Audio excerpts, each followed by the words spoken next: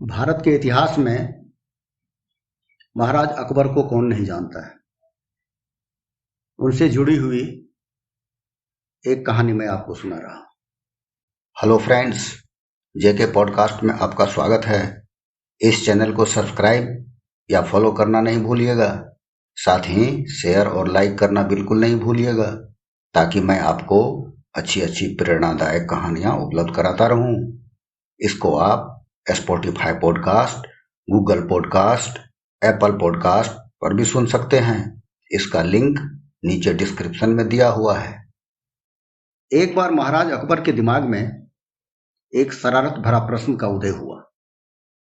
भीषण शीतलहर चल रही थी।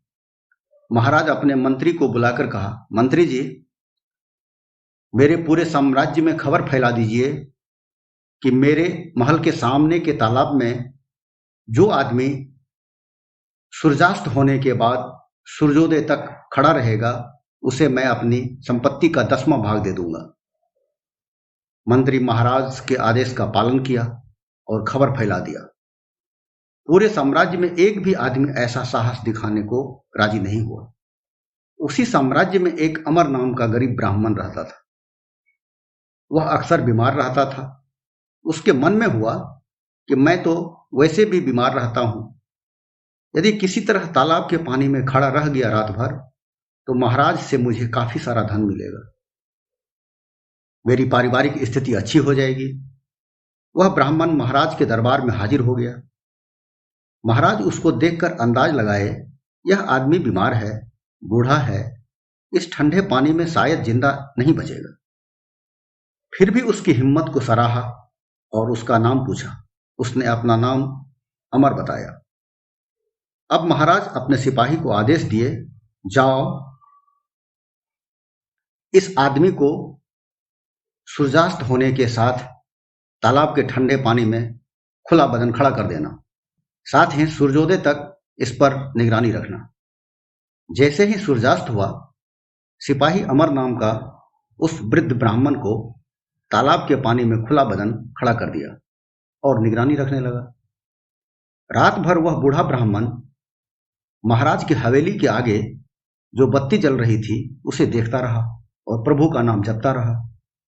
प्रभु की कृपा से सुबह हुई। वह ब्राह्मण सिपाही के साथ महल में उपस्थित हुआ। महाराज को आश्चर्य हुआ कि यह बूढ़ा ब्राह्मण, उसमें भी बीमार, वह इतनी शीतलहर में कैसे जीवित रह गया। सिपाही ने कहा, महाराज, यह बूढ़ा आदमी रात भर आपके महल के आगे जो बत्ती जल रही थी उसे देख रहा था। तब महाराज के दिमाग में आया, हो सकता है वह आदमी उस बत्ती से गर्मी ले रहा हो, क्योंकि इस ठंड में उस पानी में कोई जीवित रह ही नहीं सकता। महाराज अपने सिपाहियों को आदेश दिए, इस ब्राह्मण को कारावास में डाल दो, इसने हमारे साथ छल किया है। ये सारी बातें जब बीरबल को मालूम हुआ, उसे काफी दुख हुआ, क्योंकि वह अकबर के दरबार का मंत्री था। अब वह सोचने लगा, महाराज तो यह अन्याय किए, उस बूढ़ा ब्राह्मण को न्याय कैसे मिले। तब बीरबल ने एक तरकीब सोची। वह महाराज से 2 दिन की छुट्टी लेकर अपने घर चला गया। उसके घर के बगल में एक बहुत बड़ा बट वृक्ष था। वह एक मिट्टी का हांडी लिया, उसमें जल भरा, फिर उसमें चावल डालकर उस हांडी को रस्सी से बांधकर पेड़ की एक ऊंची डाली पर बांध दिया। उसी हांडी के सीधे नीचे जमीन पर मिट्टी का चूल्हा रखकर उसमें जलावन डालकर जलाने लगा। जब 2 दिन बीत गया, बीरबल महाराज के पास नहीं गया। तब महाराज एक दूत को भेजा उसे बुलाने। दूत जब आया और महाराज का संदेश सुनाया, तब बीरबल बोला, महाराज से बोल देना अभी मेरी खिचड़ी पकी नहीं है, जब खिचड़ी पक जाएगी तब खाकर आऊंगा। इस प्रकार 1 हफ्ता हो गया। महाराज सोचने लगे, यह बीरबल कैसा खिचड़ी बना रहा है, मैं भी तो जाकर देखूं। उसी वक्त महाराज अपने सिपाहियों के साथ बीरबल के पास पहुंच गया। वहां का दृश्य देखकर महाराज बोले, इस चूल्हा पर तो कोई बर्तन नहीं है, आखिर ये बर्तन कहाँ है। एक सिपाही ने कहा, महाराज, वो बर्तन इस पेड़ के ऊपर लटक रहा है। अब महाराज सोचने लगे, इस तरह तो कभी खिचड़ी नहीं बनेगी। क्योंकि खिचड़ी बनने के लिए बर्तन को चूल्हा पर रखकर ताप देने से होगा। इतनी दूर तो चूल्हा का ताप नहीं पहुंच सकता।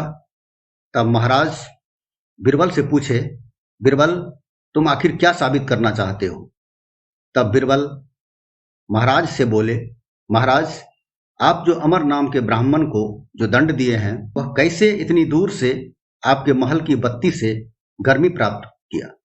तब महाराज को अपनी गलती का एहसास हुआ और इस अमर नामक बूढ़ा ब्राह्मण को न्याय मिला, साथ ही ढेर सारा धन।